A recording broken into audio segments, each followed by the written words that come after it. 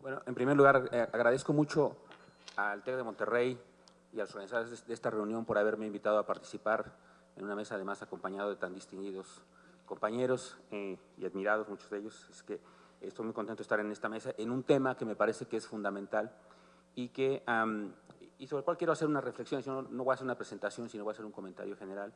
que espero ponga en contexto. Mucha de la información me parece que ya es muy conocida. Algunos de ellos, además, los planteó ya Oliver. Entonces, voy a hacer comentarios generales. En mi comentario general, quiero hacer primero una reflexión sobre la reforma en sí misma y luego sobre lo que considero que es una oportunidad perdida y por qué razón es esto. La reforma en general, yo escribí un artículo para la revista Nexos que fue publicado a principios de este mes, está circulando actualmente, donde identifico una serie de factores que considero favorables, que mejoran de alguna manera lo que tenemos,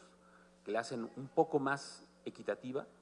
Estoy pensando particularmente en el tema de la reforma al ISR, estoy pensando en la eliminación de la consolidación o el cambio en la modificación, en la consolidación fiscal,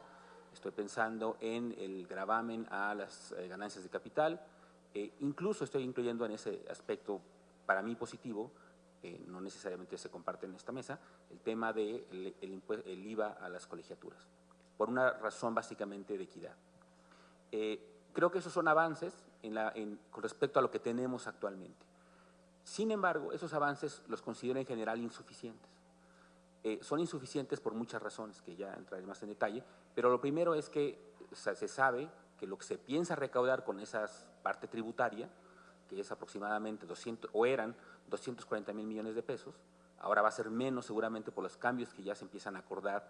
eliminando algunas cosas que se habían planteado originalmente, será mucho menos que eso, pero en ese sentido creo que hay algunos avances en ese diseño, la parte tributaria, haciendo el sistema fiscal mexicano, que es uno de los menos progresivos en el mundo, hacerlo un poco más progresivo. Creo que en ese sentido es un avance y creo que es lo que en todo caso me parece rescatable de la reforma. Pero fuera de eso, creo que hay un problema básico, hay un mal diseño de la propuesta. Y en su conjunto me parece una reforma desafortunada, con muchos problemas y además con algunos riesgos, algunos de los cuales ya los planteó, me parece que muy bien Oliver. Esos problemas tienen que ver con el hecho de que se decidió, por una razón en parte política, en parte económica, pero en un balance que las autoridades actuales decidieron no ir por una reforma de mayor envergadura, y entonces decidieron ir por una colección de impuestos como los que estamos discutiendo justo ahora, y esa colección de impuestos pues tiene un problema de economía política, como se le conoce, en el sentido de que al ser impuestos mucho más concretos,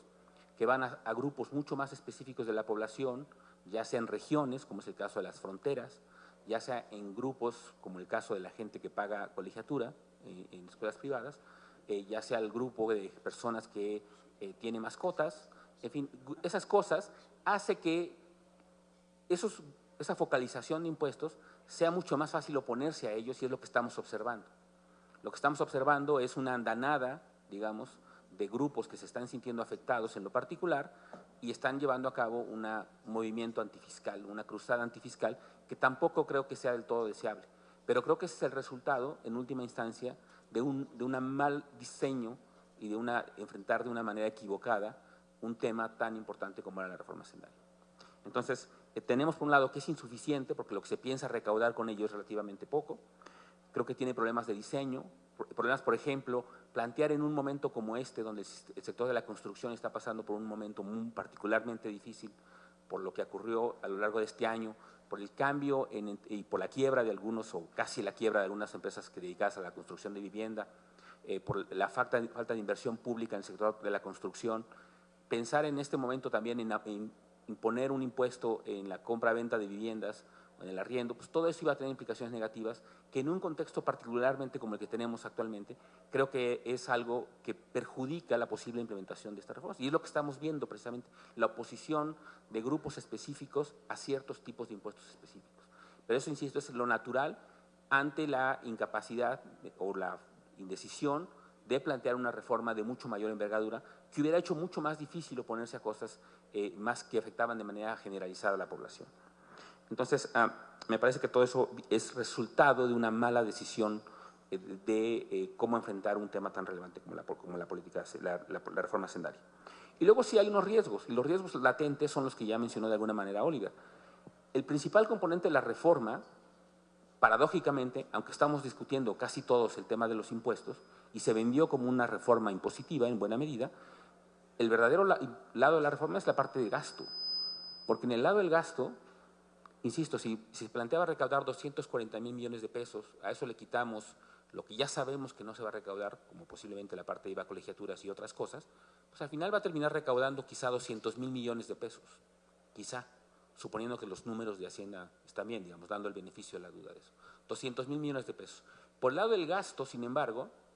se está planteando un aumento en el gasto de 528,000 millones de pesos en un solo año, y eso era antes de los huracanes. Y si ustedes recuerdan, durante el episodio de los huracanes, el presidente Peña Nieto anunció que iba a solicitar, en adición a lo que había enviado al Congreso, recursos adicionales para reponer la infraestructura perdida, lo cual lo puede llevar fácilmente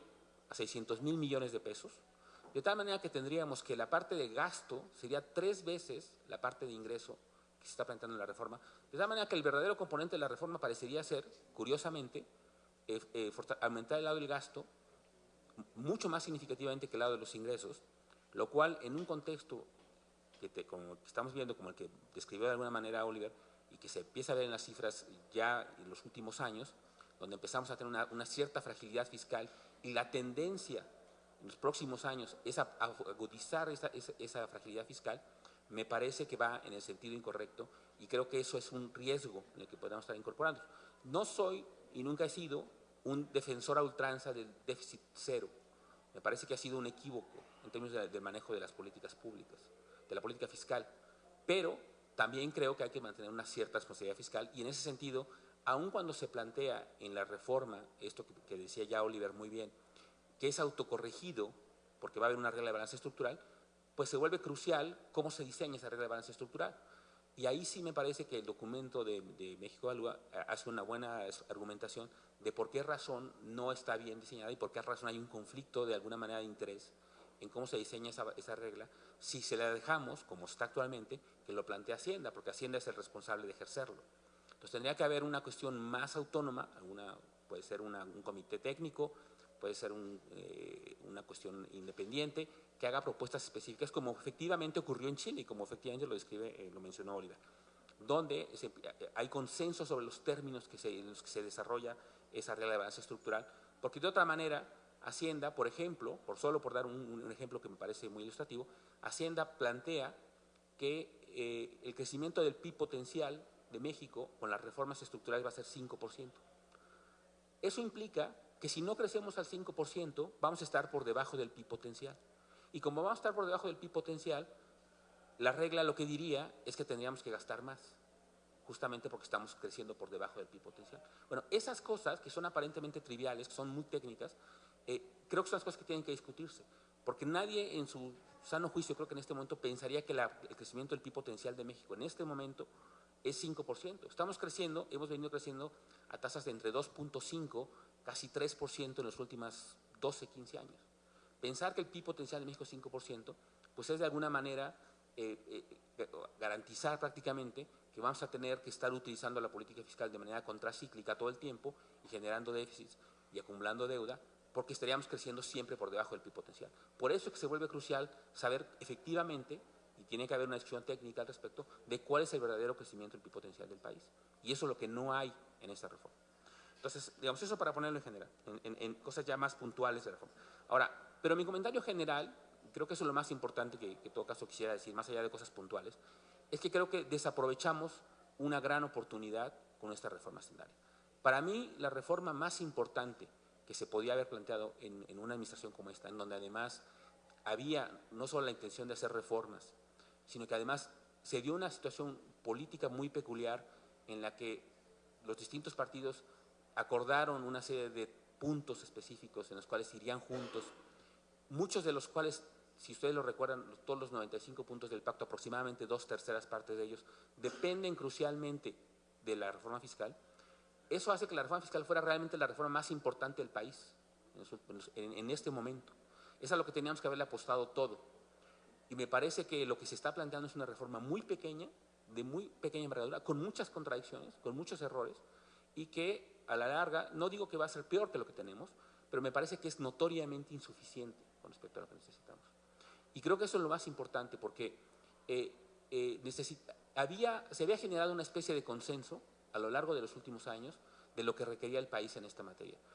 Hay esfuerzos individuales, como el caso de Santiago Levy, esfuerzos colectivos, como el caso del Centro de Estudios Espinosa Iglesias, donde varios de los que estamos aquí participamos,